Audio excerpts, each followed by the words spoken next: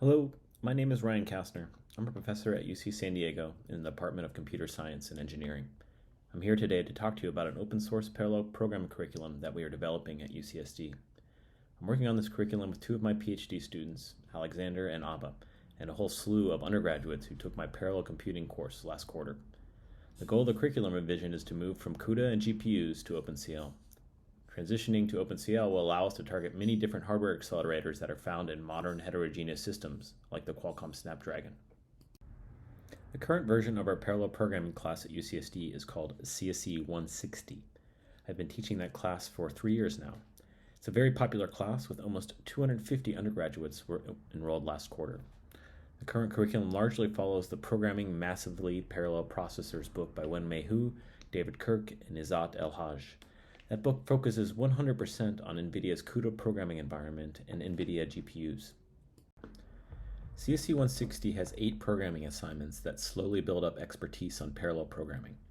This starts with a very simple assignment, programming assignment number 1, which requires the students to simply log into a GPU and run a program that we provide to them.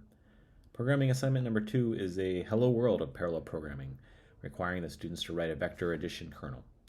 Then we slowly increase the complexity. Programming assignment 3 has the students come up with a simple and unoptimized matrix multiplication kernel. Programming assignment 4 forces the students to optimize that kernel, requiring them to get below some timing threshold in order to get full credit. This is done by tiling the matrix multiplication kernel. Then we go into a series of programming assignments that build up a convolutional neural network. First, in programming assignment 5, the students develop a simple convolution. Then the students take this one step further to develop a convolutional layer using a CNN. Several of the assignments have leaderboards where we challenge the students to optimize their code and give them extra credit if they are amongst the top students in the class. The best results are very impressive. They get close to some of the kernels found in optimized libraries. All of the programming assignments can be found in the GitHub repo linked at the bottom of the slide. In order to do this, students use DataHub, which is a group of over 120 GPUs housed in the San Diego Supercomputer Center, which is explicitly designed for educational usage. The students can log into DataHub via SSH or VS Code. CSE 160 is a very successful class. The students learn how to program GPUs, which they find extremely valuable, especially when looking for a job. Additionally, they learn about neural networks, another important skill for the modern computer science and engineering graduate. Yet I'm constantly looking to modify the class and provide a better educational experience. In particular, I know while GPUs are very important, they are also only one of many important hardware accelerations in modern compute platforms. Looking at the recent Qualcomm Snapdragon architectures makes this extremely apparent. There's a GPU there, but there's also a multi-core processor, there's a vector processor, computer vision processor, and tensor processors. Each of them have their advantages and disadvantages and require different forms of parallelism in order to make them high performance. Clearly, there is much, much more than just GPUs out there. And if I want to keep UCSD students on the cutting edge, they need to be exposed to these other architectures. This requires moving away from CUDA. Thus, we are embarking on a major curriculum revision to CSE 160.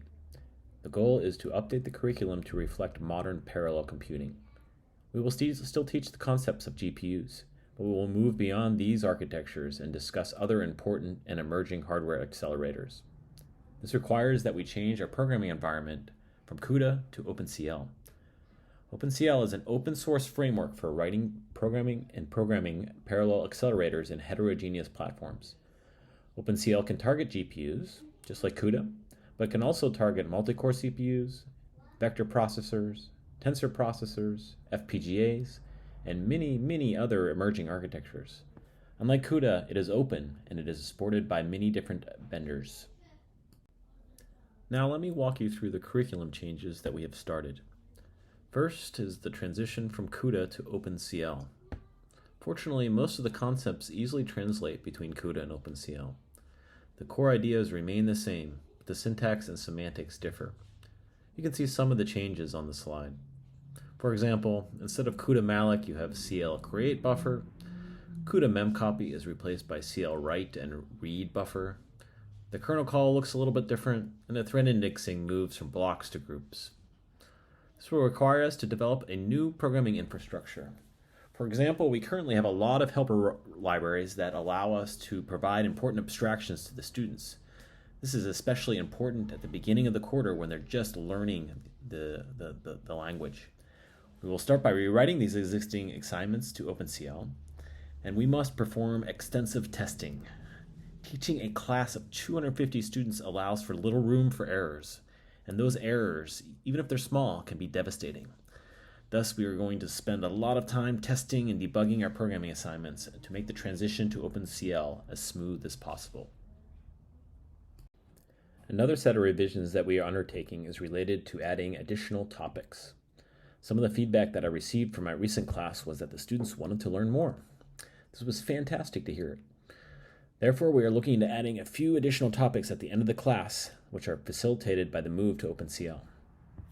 For example, I'm excited to be able to talk about the different devices and architectures. In the current curriculum, we're stuck with GPUs, but by moving to OpenCL, we can talk about other architectures. For example, multi-core processors, tensor processors, computer vision processors, and many more. This allows us to talk more concretely about the way that different parallel architectures execute and are organized, and it makes it abundantly clear how the programmer must write their code in order to optimize towards those different architectures. Additional topics are related to memory management, and particularly the sharing and passing of data between different hardware accelerators in a heterogeneous architecture. This is done through OpenCL pipes. Another topic that we would consider is quantization. In the past, we largely stuck with 32-bit floating point. Heterogeneous architectures require us to think about different data types. Teaching quantization in the context of neural networks makes the use of data types extremely clear. They can provide better performance, perhaps at the cost of lower accuracy. Finally, we plan to update our applications to more modern machine learning applications. Another revision that I'm super excited about is the ability to program different devices and platforms. I've mentioned this several times already, but this is a very important topic that our CSE 160 class is currently missing. These different architectures are seen in many different forms and factors. They are often combined in heterogeneous manner. The Qualcomm Snapdragon is a perfect example of this. Different applications require different processors. Graphics run great on GPUs, but not so great on other things. Multi-core processors are fabulous for running control-related tasks, but GPUs aren't great at doing that. Tensor processors can do machine learning tasks. Image processors can handle the camera and vision-related applications. If we are stuck with just one device, for example, a GPU like we currently have in CSE 160, we cannot express the value of these different architectures and processors. I'm really excited by the ability to write one piece of code for one processor and then have the students move it to another processor. They'll see that it likely won't work as well and it will need to be refactored. That provides tremendous insight for the students, not only on how to exploit parallelism, but doing it to match the underlying hardware. This could not be done with CUDA. It is possible with OpenCL. Finally, we are going to add additional programming assignments. The student feedback that I received told me we spent too much time in the last few programming assignments. This was originally done to slowly allow the students to understand a convolutional neural network, which was a fairly new idea when we first introduced it.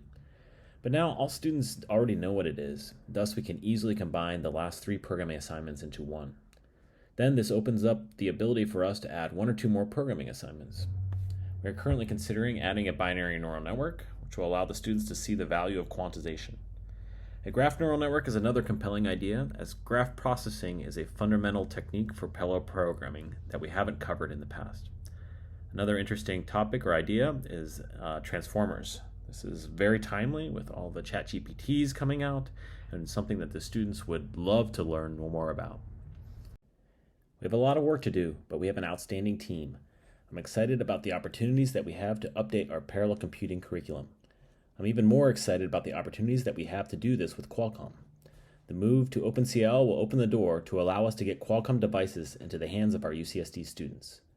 One of our goals is to use OpenCL on the Qualcomm Innovators Development Kit. In my ideal world, every student would program this device.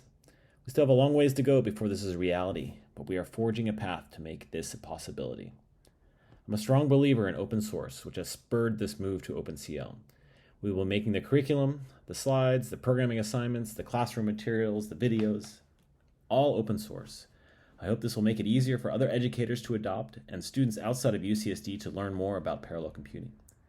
Finally, I'm always open to new ideas. Please don't hesitate to reach out to me to contribute or talk more about our efforts. We have a tremendous team working on this curriculum. I would be more than happy to add more people to this effort. Thanks.